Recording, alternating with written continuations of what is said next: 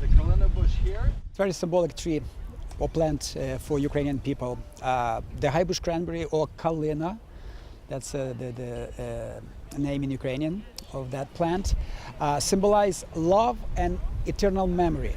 The kalina plant will be usually planted on the graves of fallen soldiers.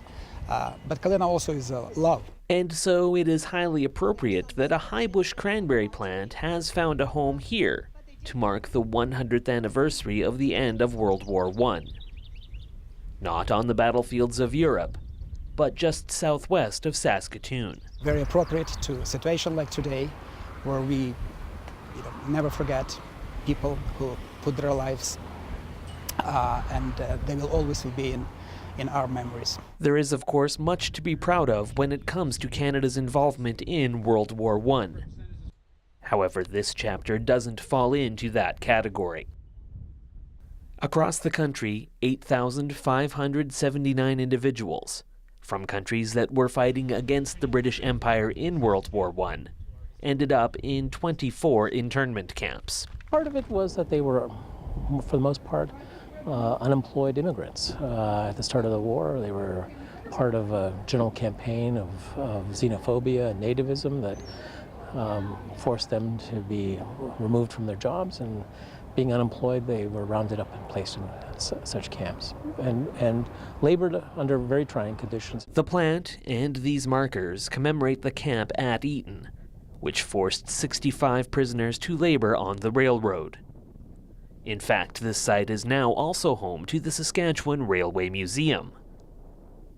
The camp operated for a relatively brief period of time, after hostilities in Europe had officially ceased. Guards were lax, asked the question, what, they're looking to be demobilized, why are we here? These are poor unfortunates, and so on and so forth. And so under those kinds of conditions, you saw numerous escapes from this camp actually occur. People just beelined it for Saskatoon. Still under threat of being shot. Remaining prisoners were soon relocated to a more fortified encampment in Amherst, Nova Scotia. Many were eventually deported back to Europe. There was then a conscious effort by many officials to act as if the camps had never existed at all. Internment did occur. Internment was covered up. Records in the House of Commons were destroyed with respect to the internment because they felt no one was going to worry about it. But in fact, a huge injustice happened. There's always an element of surprise in the sense of, we understand that this happened, and when I explain it, they actually walk away with a sense of puzzlement about how did this happen in Canada. And I think the importance of today really is about recovering some of that memory, bringing to light that this actually did happen. More importantly is that it actually happened in our own backyard.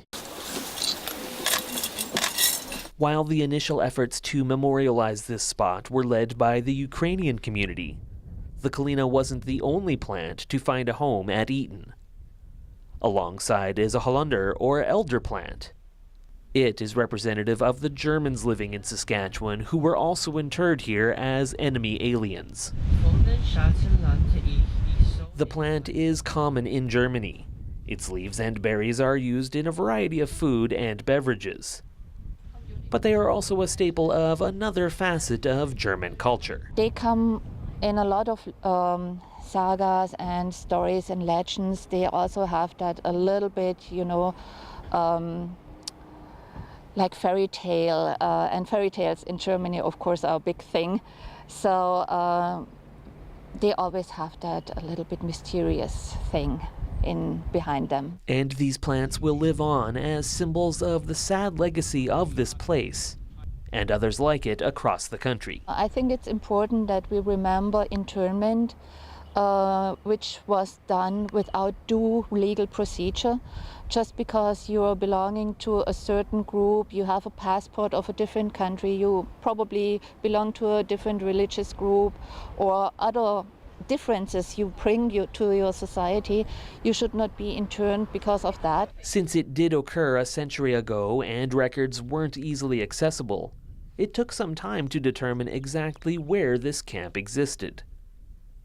Many of the other internment campsites across the country have been lost to time.